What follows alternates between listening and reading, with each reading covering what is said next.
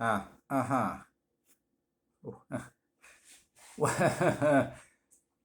Wow. Wow. Okay. Okay. Okay. All right. All right. Listen. Yeah.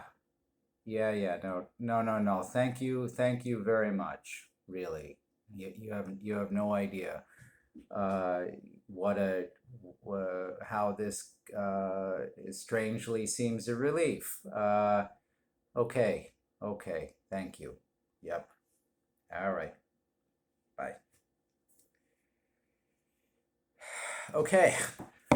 So, update on Ronnie Kurtenbach, who had gone missing at Trixie's Happy Bottom Saddle Ranch. He has been discovered. He did not go missing at the ranch. He, in fact, has been home the entire time. Uh, Funny thing, well, there's an old trick that people used to try. Some people still do, evidently, where one benumbs their hand. I'm gonna sip some coffee for this one because this is like a little fireside story here. Mm. So yeah, one can benumb their hand by sitting on it, if in fact they wish to abuse themselves, service themselves, bring themselves to a kind of frisson, so to speak. You know what I'm talking about. And Ronnie showed up to Trixie's Happy Bottom Saddle Ranch with no money. In fact, all he had was an old stick of pine tar that he had found in the garage.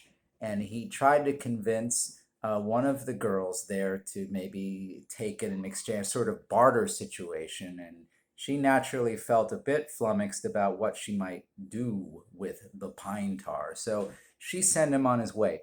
Ronnie went home and decided to take matters into his own hands, so to speak. And so, what people would do, they benumb their hand, and so that when they went to service themselves, okay, this is the idea that Ronnie had, is that it would feel like it was not him who was doing it. This is an old trick. This is something that is not totally foreign to a lot of people. It would not feel like it was his own hand that was doing it, and that would be second best. Since he could not get Marla to take him for the pine tar, and so the problem was that Ronnie fell asleep sitting on his hand. Uh, he had taken a pill that is not readily available anymore. It comes from England. I don't know how I think he had gotten them from a roadie for a band called The Soft Machine that has been broken up for 50 years. The Mandrax somehow survived. He had popped several of them. He fell asleep on his hand and he woke up and has been trying to figure out what to do with the hand for quite some time. The hand is not working. There seems to be some nerve involvement. There seems to be a potential loss of circulation.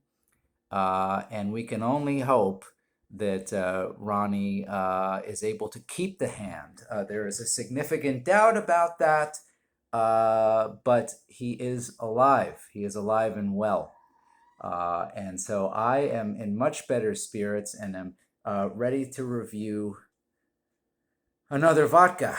AM Whiskey Reviews is we are AM Vodka Reviews. We are not discriminating. If it has alcohol in it, you could bring me isopropyl alcohol. I will try to drink that. You might want to bring Ronnie in here for that, actually. But this is Burnett's vodka. It says "Made in America." Well, like the Ford Pinto was made in America. The DeLorean was actually made in Ireland, but it had an American owner. Um, what else? What else has been made in America? Joe Buttafuoco, Joseph Buttafuoco was made in America. Steven Seagal was made in America.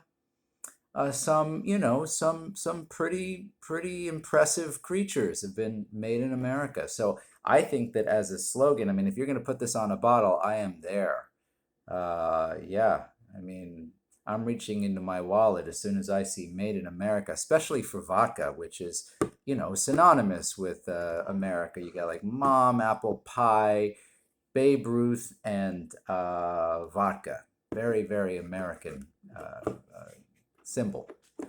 I did get this from Wojtek, and well, Wojtek, thank you again. I hope not to keep having to go to the Wojtek well for my spirits, or I hope to at least find a guy in a bench whose poison is whiskey as opposed to vodka.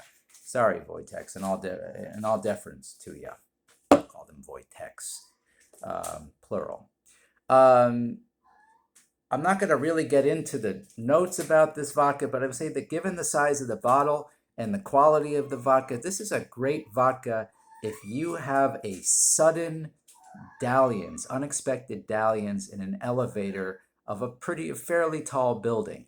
There's a girl, maybe you're seeing her, maybe you haven't even begun seeing her in earnest yet, but there's an attraction, and between the second floor and the 30th floor, you guys just can't wait anymore. You drop your drawers, and you're like, you got her up against the wall, or she's got you up against the wall, and you're hot and heavy. It's raw, and you're excited about the idea that maybe oh my God, what if we get discovered? And that's part of the joy. It's the taboo, and the elevator's going up, and you're praying you don't hear that ding, and it's gonna stop.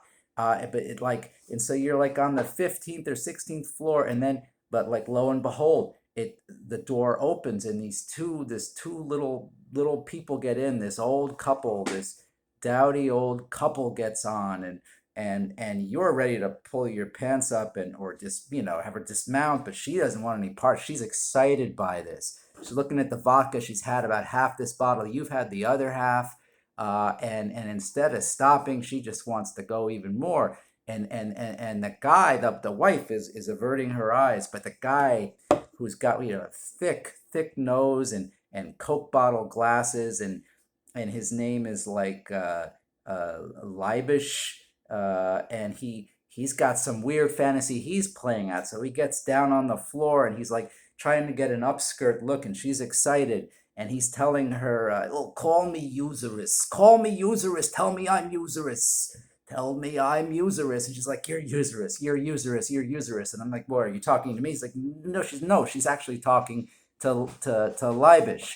And then he's like, tell me I exist because of the profanation of the host. And she says, you exist because of the profanation of the host. And they're just getting hot, like Leibish is on the floor. He's crawling around. It's like, what are you doing? What are you doing? His wife can't believe this is happening. She's vomiting, or she's dry heaving. She's pressing the alarm button, but the elevator just keeps going up, and Leibish he's just having so much fun. He's now like turned himself over, and he's laying supine, and he's smiling, and and the vodka bottle is like he's opened the vodka bottle, and and he's having some horrible, weird, self-loathing sex fantasy that involves blood libel, I don't know, and the girl, like, who you just thought you were having this like little taboo session in the elevator with, turns out to be a total fucking lunatic, and she starts, she gets on top of Leibish, and the wife like jumps out of the elevator, and you jump out with the wife, and you're like shrugging your shoulders, and she's shrugging her shoulders, and now you're on the 30th floor. and you never see either one of them again. This is a really good vodka for that. Anyway, lest I go over time, I just wanted to give you an update about my friend Ronnie Kurtenbach, why he had gone incommunicado, and yeah, to review Wojtek's latest rollout. All right. To see you next time. Thank you for coming along. I am your host, Ben Rosenthal. That's this AM Whiskey Review. Over and out.